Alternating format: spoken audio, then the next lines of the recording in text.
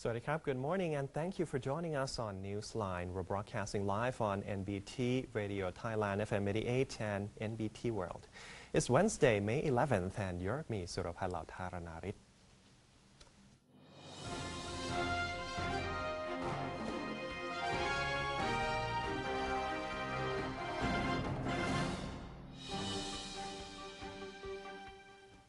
Welcome to today's segment of Thailand Moves Forward. In our first story, the Prime Minister is not concerned about the impact of the Pravihan Temple replica on the country's relations with Cambodia, but called on the media to stop reporting on the issue. Prime Minister General Prayut Chan-o-cha said on Tuesday that although the construction of the Pravihan Temple replica has been completed, it is still not open to visitors. General Prayut said the model of the ancient Hindu temple remains closed because of the legal dispute between Thailand and Cambodia. He stated that the issue should not be raised and there should be no attempts to do in-depth reporting on the matter in order to avoid damaging relations between the two neighbors. Meanwhile, Deputy Prime Minister General Prawit Wongsuwan said that the construction of the replica was intended as a new tourist attraction, but the project is on hold because of some misunderstandings. General Prawit is also confident that the project will not have any impact on Thailand's relations with Cambodia. The Cabinet has agreed to another 3 months of free buses and trains in order to reduce the cost of living. Deputy Government Spokesperson Major General Weerachon Sukhontapatipak announced that another 3-month extension to the free bus and train policy has been approved by the Cabinet, as proposed by the Ministry of Finance. As a result, commuters will be able to ride public buses and third-class trains free of charge from now until October 31st this year. According to the spokesperson, the fare exemption applies to 800 buses operated by the Bangkok Mass Transit Authority on 73 routes, as well as 152 third-class trains and 8 long-haul commercial trains. Among the many related issues, discussion will cover Thailand's implementation of the recommendations suggested in the previous review. The Thai delegation should also elaborate on human rights situation in relation to the government's reform initiative to tackle corruption, human trafficking, poverty and social inequality, not to mention the protection of vulnerable groups. This MOU covers various areas of cooperation and assistance between Thailand and the UAE on bilateral and regional matters. Thailand is pleased to announce this step toward closer ties, especially as the UAE has been one of Thailand's long-standing trade and development partners. Next to the matter for helping with the cost of living for low-income earners, the Cabinet today has approved an extension to the government-sponsored free public bus from the 1st of May to 31st of October. Lastly, to address hardship for farmers suffering from this year's drought season, the Cabinet today has approved measures to support sugarcane farmers across the country. This includes an approval for a supplement payment of 160 baht per ton of sugarcane for farmers, as well as the restructuring of the sugarcane industry along the following line: legislation on the production and use of sugarcane for ethanol and other commercial products, and increase in sugarcane productivity, the establishment of basic standards for sugarcane and refined sugar, enhancing stability in the National Sugarcane Fund, and the establishment of a sugarcane and sugar product research institute. In related news, the Cabinet has resolved to prohibit gold mining across the country following complaints over environmental and health impacts. Industry Minister Achaka Sibunryang revealed that during his weekly meeting, the Cabinet has assigned her ministry to terminate all gold exploration and mining activities in Thailand. In the case of Chatri Mine in Phichit Province, which belongs to Akhara Resources Public Company Limited, the minister said the cabinet gave permission for the facility to continue operations until the end of this year. Previously, local residents submitted complaints to authorities claiming that activities at Chatri Mine posed environmental and health impacts to their community. Although such claims have not been verified, the four relevant ministries, namely the Ministries of Industry, Public Health, Natural Resources and Environment, and Science and Technology, agreed that shutting down the gold mine would be beneficial for the general public and would avoid conflict with the residents. The decision falls in line with the National Council for Peace and Order policy that mining practices must be transparent, environmentally friendly, and have public approval.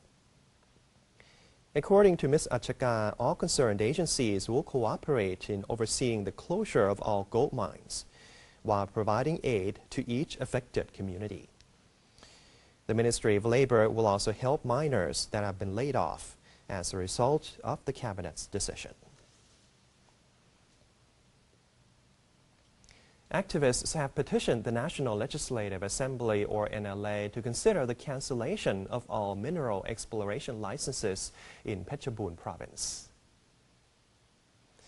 NLA First Vice President Surachai Liengbullerchai met with Mr. Supon Poonpipat, chairman of the Green World Organization in Phetchabun, who traveled to Bangkok to submit a complaint and to petition against the issuance of 38 mineral exploration licenses since 2011. Mr. Supon said that the NLA should cancel all licenses, which he alleges are responsible for heavy metal contamination in some areas. He said that heavy metals such as mercury, arsenic, and cyanide have contaminated the soil and have been flushed into the Pasak River, posing health hazards for the people, the agricultural sector, and the local ecology. Mr. Supon also asked the NLA to consider including members of the public in the special committee tasked with amending the Minerals Act in order to ensure legislation that represents all interests. The National Reform Steering Assembly, or NRSA, has approved a report on the overhaul of the country's system of local government. At its sitting on Tuesday, the NRSA reviewed a report from the Committee on the Reform of Local Government, which included a report on the administration of personnel at local government offices and a draft amendment of the Local Personnel Administration Act. Chairwoman of the committee, Ninna Chalitanon, reported that the personnel administration of Thailand's local governments has been causing numerous problems related to efficiency, cohesion, and corruption. Therefore, the committee has suggested enacting a new law to govern local personnel administration that reflects the current needs of local government. The NRSA voted 163 to none with 4 abstentions to approve the report. The chairman of the Constitution Drafting Commission, or CDC, has affirmed that the explanation of the draft charter to the public ahead of the referendum in August must be straightforward and carry no distortions. CDC Chairman Michai Ruchupan said on Tuesday that the charter drafters will host a training session on May 18th and 19th for volunteers who will assist during government trips to explain key details of the new draft constitution to people across the country in order to ensure that the public will be properly informed. Mr. Michai affirmed that all volunteers, particularly those who will work at the provincial level, will be equipped to deliver only accurate information. He said the CDC will familiarize them with frequently asked questions in order to help them perform their jobs effectively. The CDC chairman added that the Ministry of Interior will be responsible for the safety and orderliness of the trips in each province. The charter drafters will wait for the ministry's work plan before making a decision on the areas to visit. Only 200 fishermen out of 2,000 have acknowledged their charges of failing to install the Vessel Monitoring System, or VMS. The charges were filed against them after the Department of Fisheries notified police that the fishermen had not installed their VMS devices as required by law. President of the Thai Fishery Association, Mongkol Sukjaran Khana, said the charges were filed against more than 2,000 fishermen, but only 200 of them reported themselves to the authorities. The fishermen have been ordered to cease operations. Some other fishermen who came to meet the officers said they did not understand why they had to install VMS devices on inactive fishing boats. Deputy Commissioner of the Metropolitan Police Bureau, Police Major General Jaruwat Waisaya, said there are more than 2,700 fishing boats without VMS devices. He said that all registered fishing boats must be equipped with a VMS, whether or not they are in use. To water plants, you need pumps, and using pumps takes energy. However, a prison in Buriram province has successfully harnessed the power of nature to help source water to its plants with no electricity required. Our correspondent, Kun Panosi Sinsap, has the details.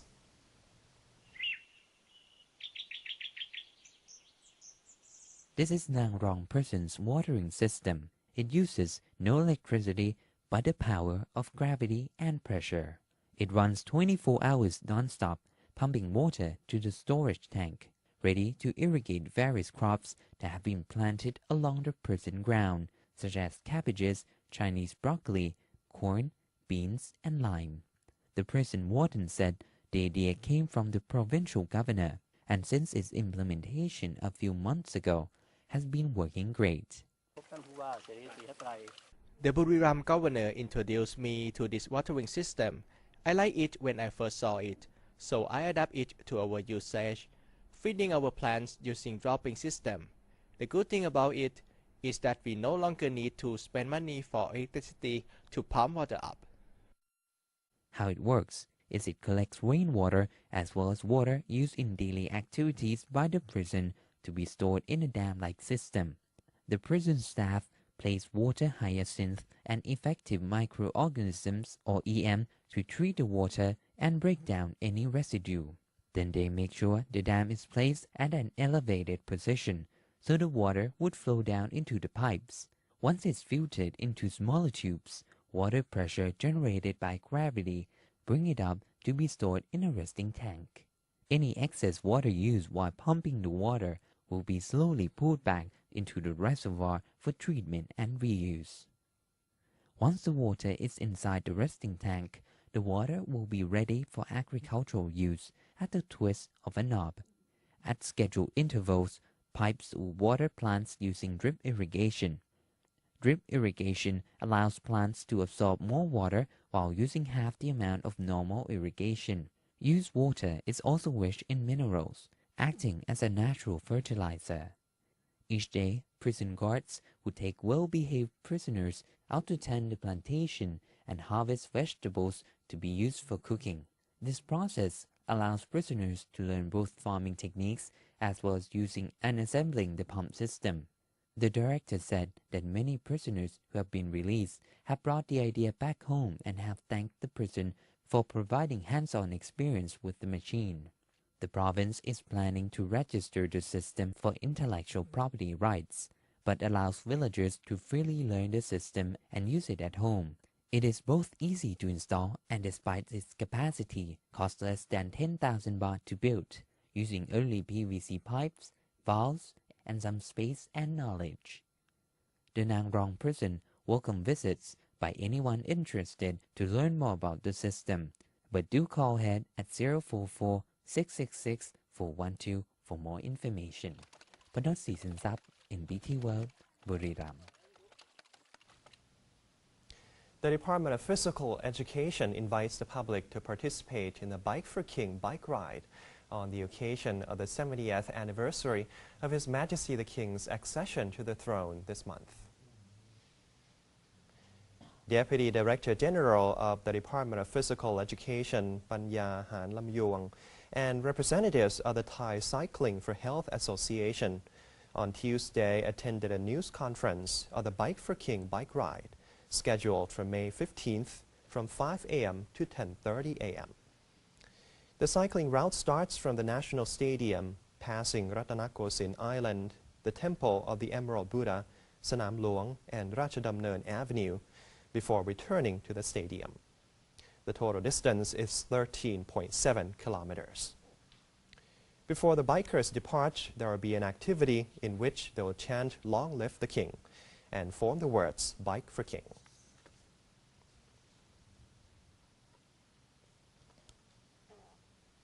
And that's it for today's edition of Thailand Moves Forward. We'll take a quick break now, but before that, here's a look at the exchange rates and commodity prices.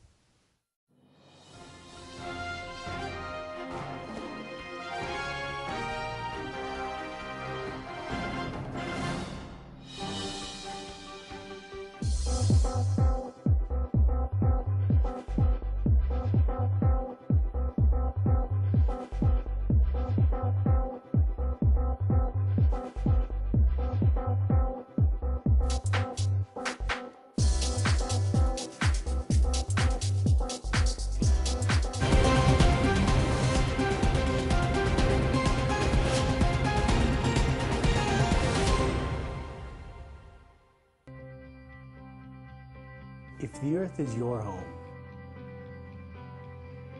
the ocean is theirs as well. Working together, the government and private sector can solve all the issues currently facing the Thai fishing industry. From legitimizing fishing operations to helping out our fellow fishermen and collaborating with international parties.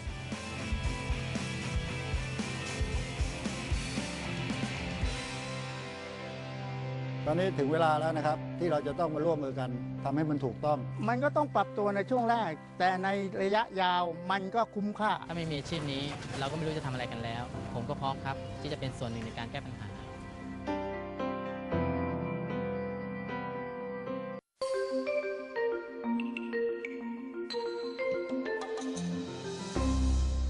ASEAN Socio-Cultural Community.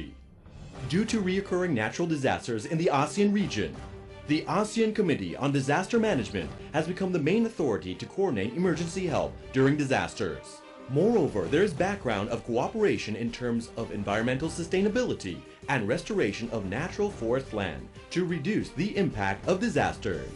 One vision, one identity, one community.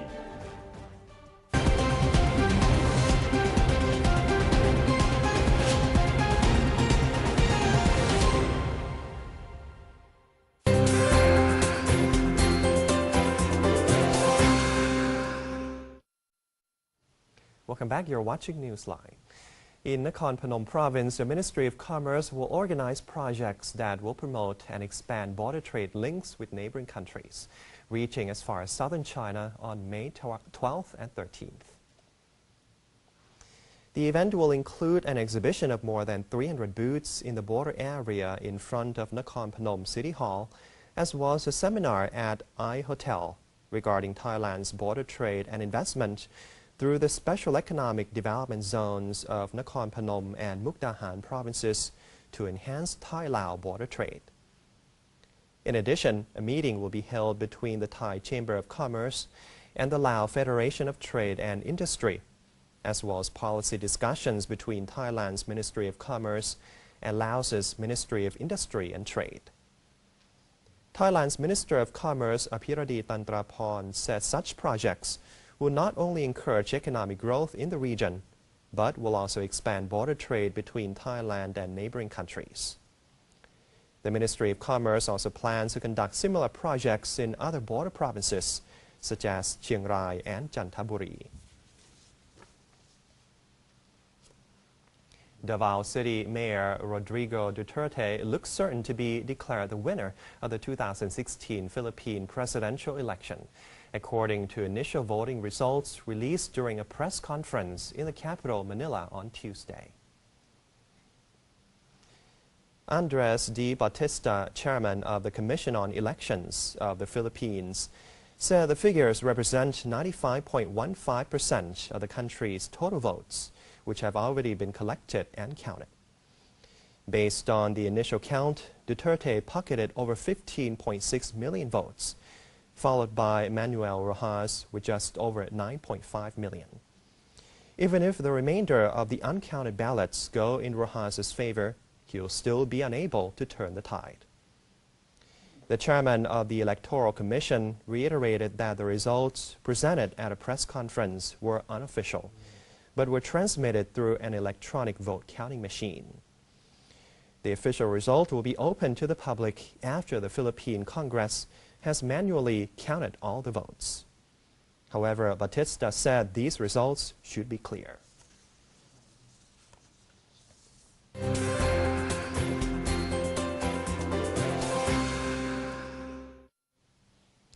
Now let's take a look at the global front. Bangladesh hanged Islamist party leader Motir Rahman Nizami on Wednesday for genocide and other crimes committed during the 1971 War of Independence from Pakistan, a punishment that risked provoking an angry reaction from his supporters.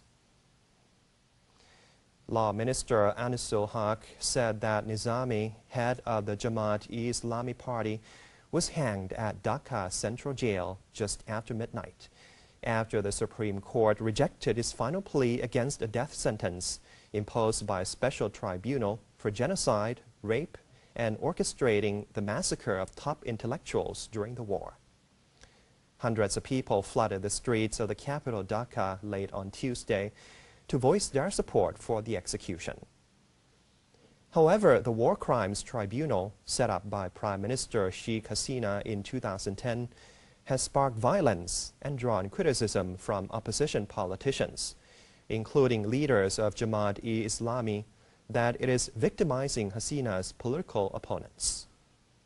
5 opposition politicians, including 4 Jamaat-e-Islami leaders, have been executed since late 2013 after being convicted by the tribunal. Thousands of extra police and border guards were deployed in Dhaka and other major cities. Previous similar judgments and executions have triggered violence that killed around 200 people, mainly Jamaat activists and police. Brazil's Attorney General Eduardo Cardoso, the government's top lawyer, asked the Supreme Court to annul impeachment proceedings against President Dilma Rousseff.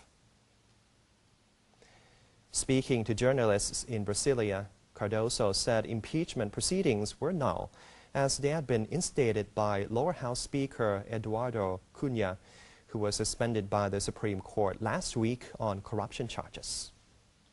Earlier in the day, the acting Speaker of the lower house of Congress withdrew his controversial decision to annul last month's impeachment vote in the chamber. That meant Cardoso's appeal to the highest court may be the president's best hope of stopping the process from moving forward. Speaker Eduardo Maranhão withdrew his surprise decision on Tuesday following complaints that it was illegal, clearing the way for a Senate vote on Wednesday to go ahead as planned. A wall was built outside Congress where protests are expected from both anti-government and pro-government groups.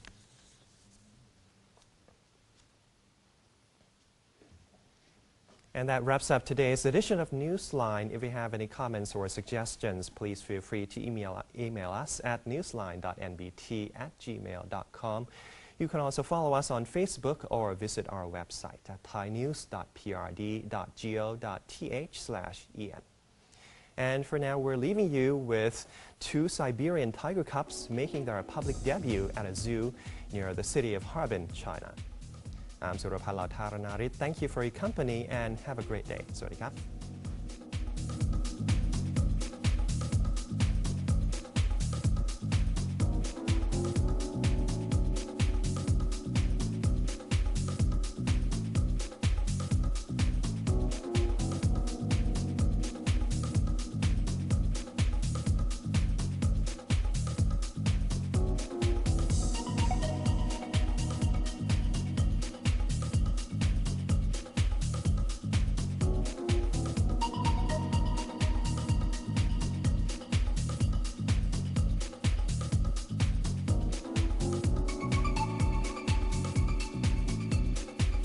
ASEAN divisions, and talks by well-respected individuals, such as Chairman of the Executive Board and Managing Director of Amata